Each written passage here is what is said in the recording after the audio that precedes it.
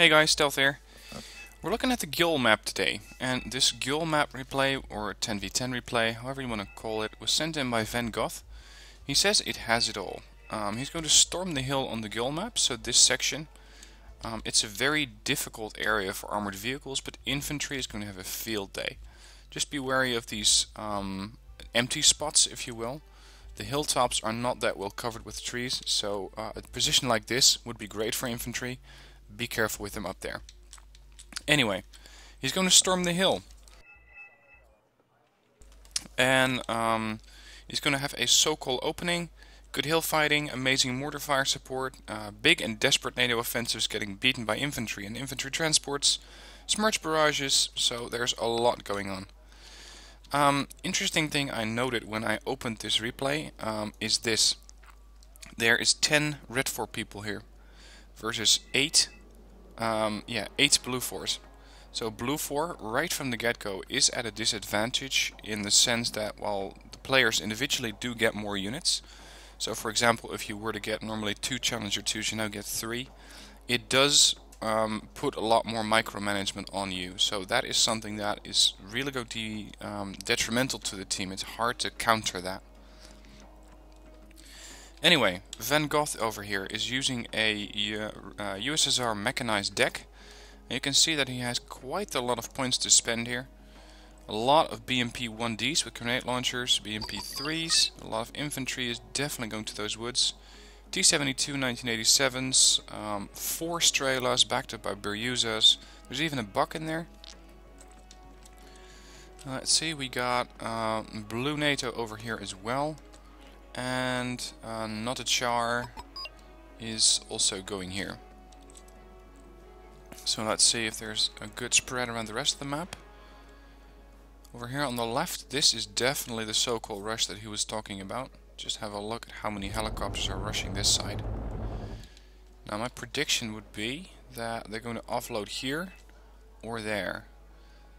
Or they might be trying to flank, but judging by the amount of helicopters that they're seeing right here, mostly Lynx AH7. This, by the way, if you can catch it, is a beautiful target for an early bombing run. Because one thing that airborne decks lack initially, because their troop transports are very expensive, is a good defense against a bombing run.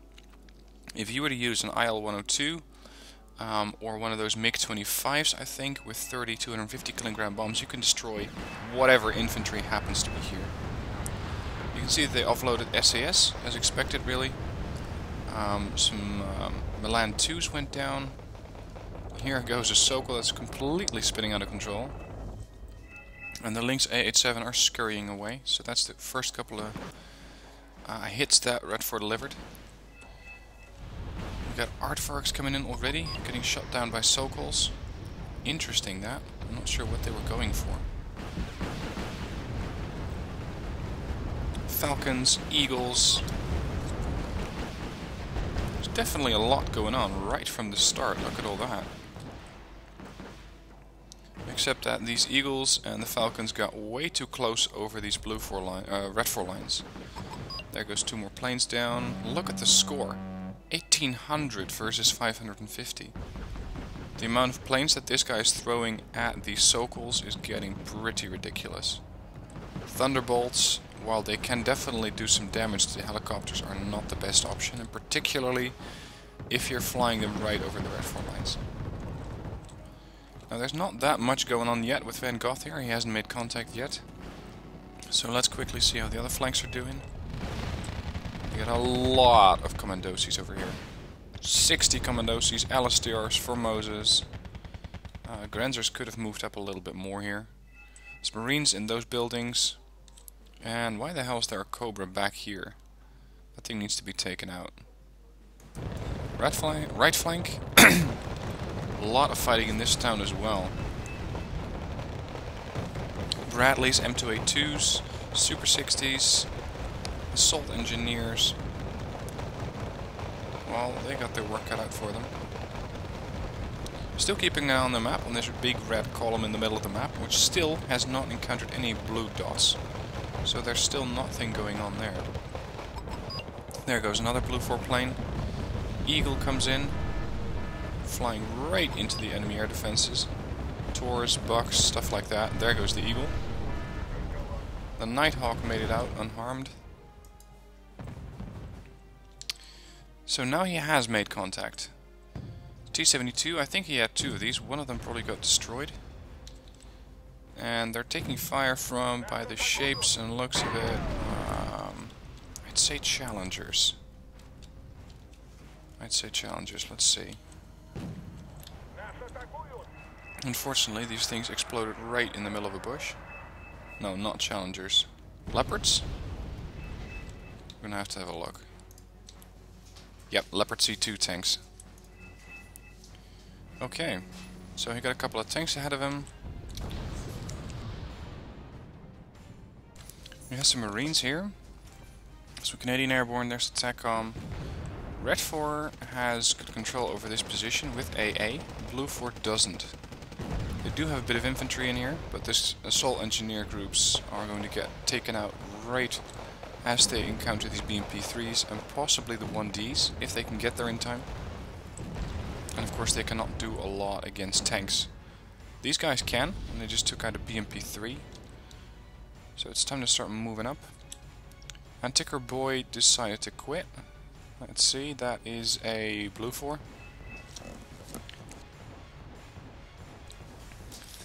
And here comes the Buratino, engaging this position.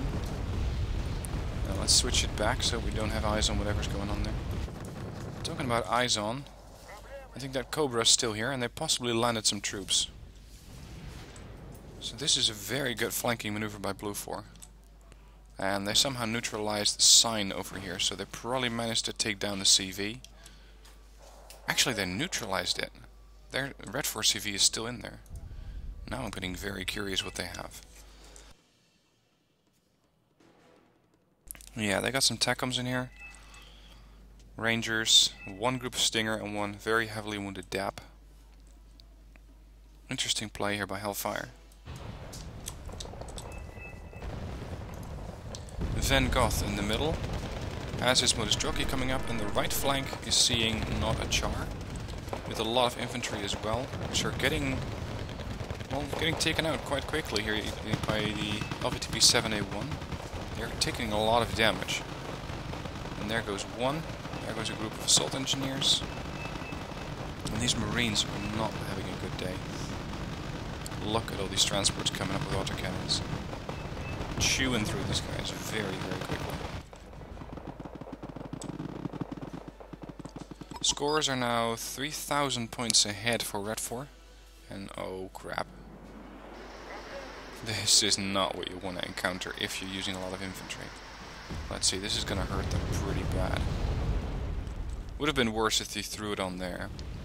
He lost a couple of his guys from the Wach regiment, but they're still there. So he's just going to have to resupply them. Here comes the Nighthawk. Right on top of the most jockey and the transports. And there was something moving in. Yep, more leopards. These T-72s are taking a pretty weird route. Coming in from Anna. And then going right across the middle. Maybe the things are set to move, not fast move, I'm not sure. They don't really have anything at long range that's going to engage these Leopard C2s. They do have... oh, actually they do. These T-72Bs should be able to take out those tanks really quickly. Next is... sorry, the C2s are not that heavily armored. 10 frontal. There's the tanks moving up now with 18 armor penetration. So the moment that these guys fire, they're going to go right through the frontal armor and do 4 points of damage at least. Probably more because the distance is less. There you go, it almost one-shot the thing. A couple of Abrams are rolling up. This is Niger and this is Devon 6889. There goes 2 tanks. 130 points down.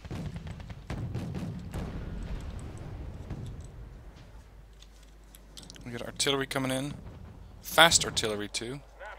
Or it's MLRS, I'm not sure. I don't think it's MLRS. Actually, yeah, it is MLRS. Considering that it's doing cluster damage. They did lose one tank though, probably due to those Abrams.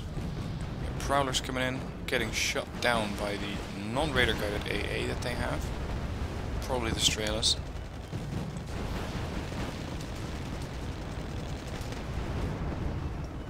Abrams are taking a lot of damage here.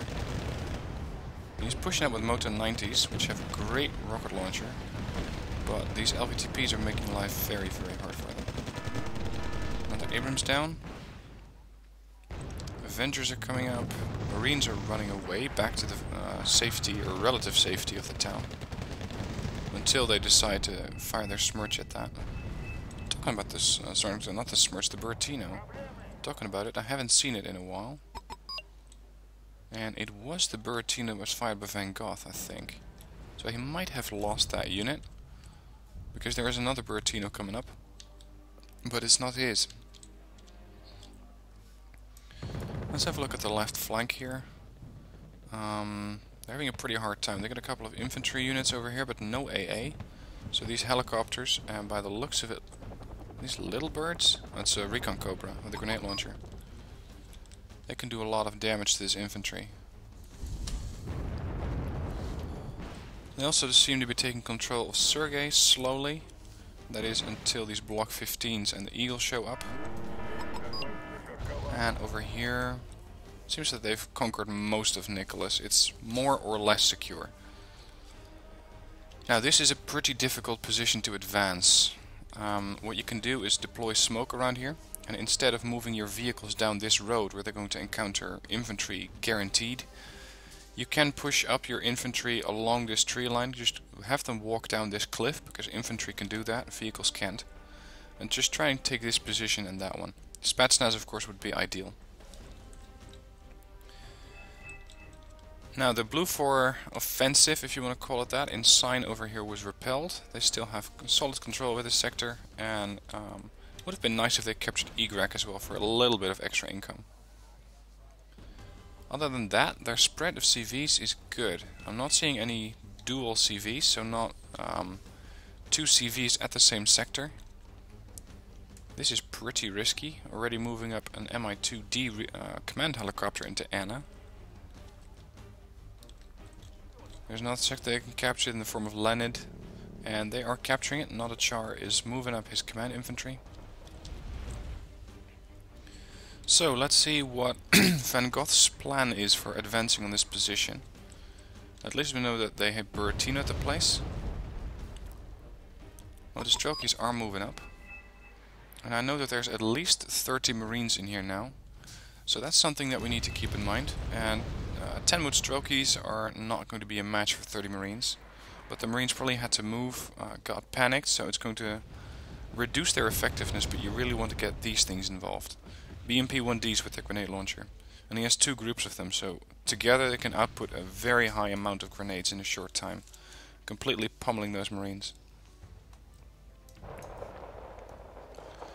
This seems to be the furthest Blue 4 outpost, where some Marines are still fighting the Commandosis. And judging by the amount of Commandosis they have here, I think that REDFOR is going to lose quite a few. Because they don't exactly have strength in numbers yet. These guys are losing troops. But the Commandosi here are getting... no, actually they're not getting double teamed. I was going to say these Marines are probably going to engage them. But they're not. They're not shooting at the Commandosis, because the Commandosis are in these blocks of buildings. Where this group of Marines cannot effectively fire at them. Mi-24W engaging these Marines with a Yak. And the rocket pods. It is taking some light damage, but not a lot. And this is definitely the end of the Blue 4 unit over there.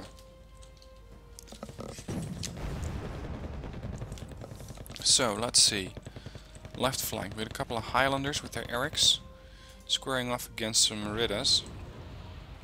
Unfortunately, they just lost eyes on them. Mutually, by the way. Because the health... oh, there you go. They haven't exactly lost eyes.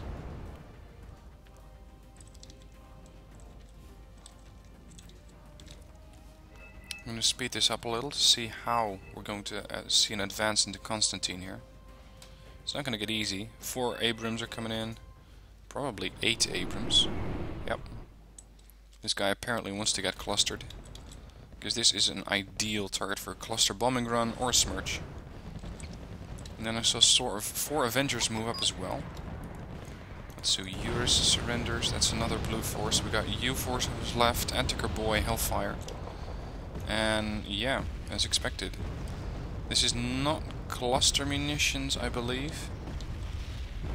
It seems to be just standard artillery. It's hard to see. No, it is cluster munition. You can see the sparks coming off. And these Abrams have been damaged, panicked. They're not going to be very effective.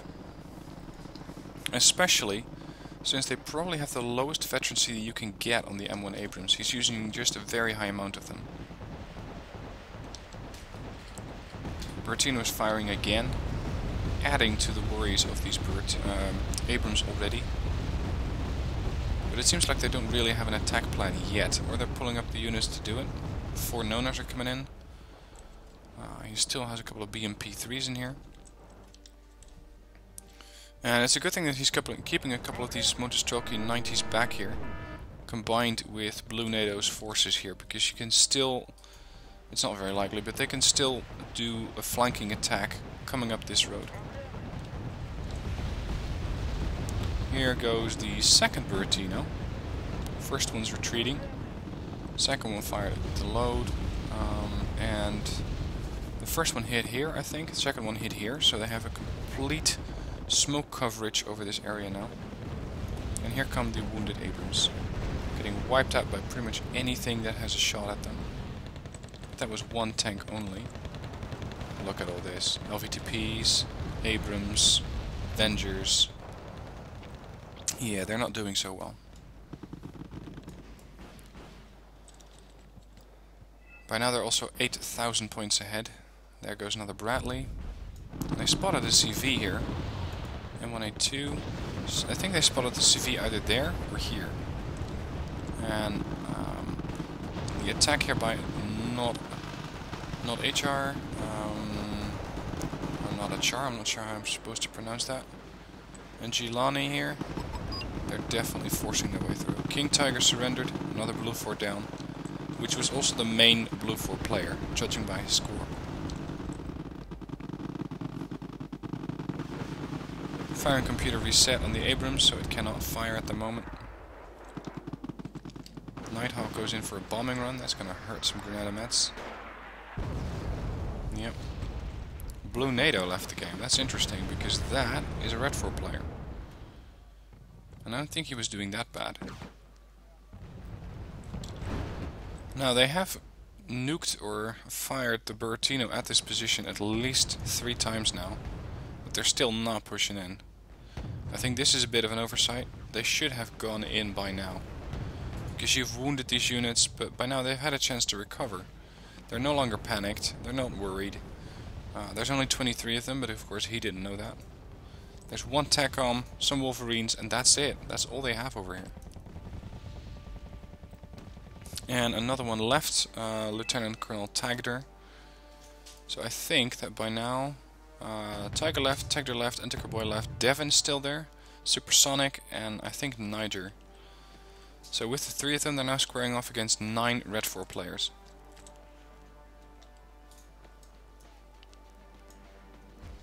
And that takes courage and determination. It's not something that you see very often. A couple of these players standing up against a large amount. Usually, if the dominoes start to fall, if one of the Blue 4... Yeah, there you go. If one of the Blue 4 players starts to surrender, you're going to see that the speed at which they start to surrender is going to increase. REDFOR plane getting shot down here. And they're using mortars from this position here. Firing at the infantry that's in here. A couple of VDVs. We just managed to make it out of the building that was being attacked, this one. And look at this town, there's just nothing left. This house somehow managed to not get hit by anything, though its windows could use replacement, but the rest of the town is just flattened. There's the CV. And not using very expensive units. Just a couple of SPW-80s with heavy machine guns. Trying to push into Olga and get this first command zone for Blue 4 out of the way, where they can actually call in units. I saw a T-72 command tank come in. Let's see, yeah, here it is. Not the cheapest of command units, but they did get a price reduction. They're only 150 now. You get a pretty decent vehicle for that. But still, it's a pretty expensive way to capture a zone. Command infantry for 125, or just command units for 100 would have been okay.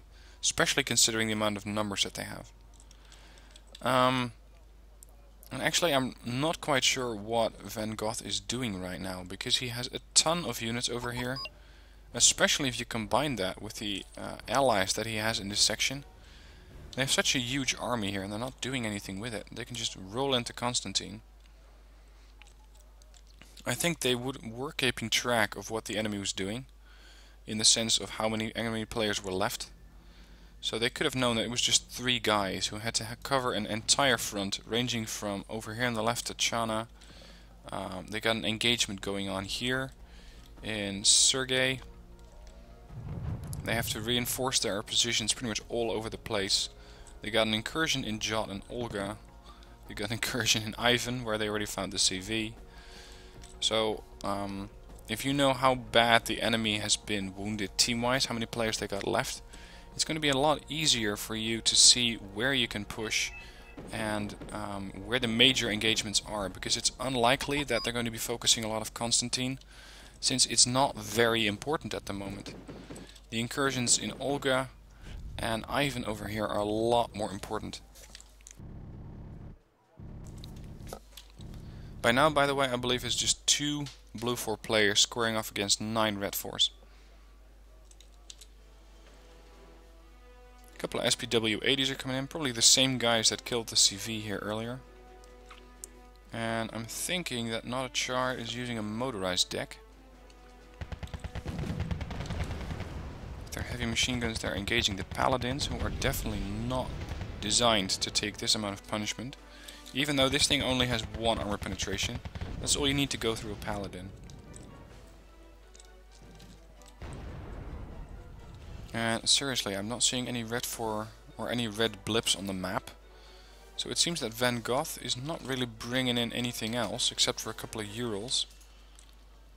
He might be switching to support, supporting his allies, and we definitely need to keep an eye on this one. If this push is going to go through, they're in trouble. At least for a bit. This, by the way, is a beautiful opportunity for Su-25Ts. They know that Blue 4 does not have any AA here, and the Su-25T, the anti-tank plane, if you will, the ground attack plane, can just do its work here without being challenged by anything. So that's when those 16 Vickers missiles on that plane can really come in handy. Now again, VanGoth is just not moving. I'm almost thinking that he went AFK, but he's still bringing in units. Bucks, 3 of them, Tungushkas. Where and why? I don't see it. Another spam wave coming in by Supersonic, M2A2 Bradleys. Probably with a lot of infantry inside. Morskaya Picotas are sending him an ambush here. This is gonna hurt Blue for quite a bit. There you go. 2 Bradleys. Here come the riflemen. Whichever one survived, which is not a lot. More riflemen being offloaded and a load of Super 60s coming in. Why would you want to have this many tanks in a town? It's just not making sense.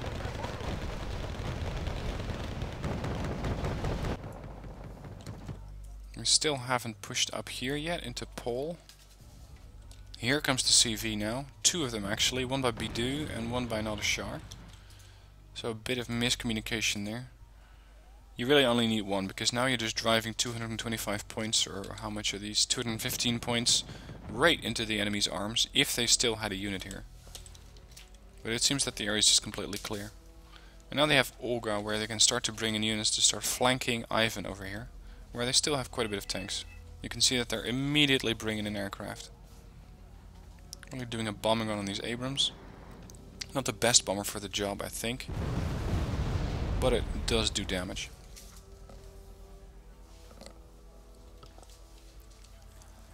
Now let's see, over here in Olga, not a lot being brought in yet. A couple of helicopters.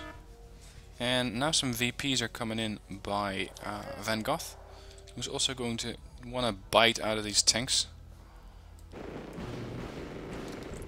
This might have been a spam wave of Cobras by Supersonic. Just imagine how many units, I'm not sure if there's one, I think Supersonic and Eurus, although Eurus might have left. How many units these guys can now call in. Yeah, it's still Supersonic over here. Normally you get 9 Zippos in a deck. He's bringing in 8 in one go, with probably more in support. So I think that he has a unit availability boost of possibly up to, I don't know, 400–500%. So he can bring in 10 M1A2 Abrams if he wanted to. Look at this. Look at this. Talking about spamming stuff. Not sure where they came in from, but I think it was here. Considering that this position would have held them off for a little bit, but VanGoth definitely got his ass kicked over here.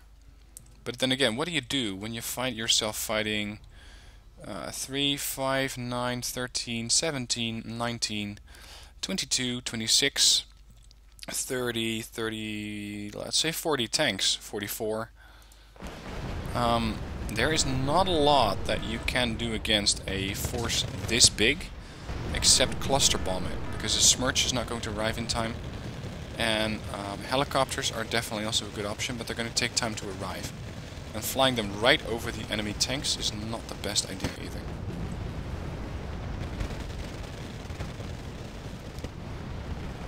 This is one of the other guys that's still in there. It's still Devon, and unfortunately they did lose the game, but I think that Devon, although they lost a ton of forces, and Supersonic do deserve a shout out because they didn't give up. They went in and they kept at it. Now let's see, VanGoth got a positive win ratio, although not by much. I think he could have gotten a lot more points if he had been more aggressive in this game. If he would have pushed up more aggressively into that sector he was looking at, the one just below the ridgeline, he could have opened up an additional front and some additional worries for Blue 4. But I'm not sure. For some reason, either he didn't get around to it, he was busy looking at something else, or he had to go AFK. I'm not sure what it is, but VanGoth, if you're watching this, next time be a bit more aggressive, because it is definitely worth it in that position. And you might have made it all the way through to one of the enemy spawn zones, where if you park that T-72 command tank, you can bring in a lot of stuff. Anyway, a lot going on in this replay. I hope you liked watching it. Unfortunately, and this may be a bit harsh, I don't think that VanGoth's play in this was that impressive. But it was interesting seeing how much damage 44 tanks of the M1 variety can do, because they really pushed through an enemy position and did a lot of damage there. Now, if you have a good replay you want me to have a look at, please send it in through the link in the description. Special request, I'm looking for armored replays. I haven't done an armored deck replay on my video or on my channel for a while, mostly because I myself am not that good at it. But if you have a great replay, please send it in, because I am looking for one, and I do want to highlight how you can use these tanks to do a lot of damage. So if you have a replay, send it in and I'll have a look and make sure it gets featured on the channel. For now, thanks for watching, and I'll see you next time.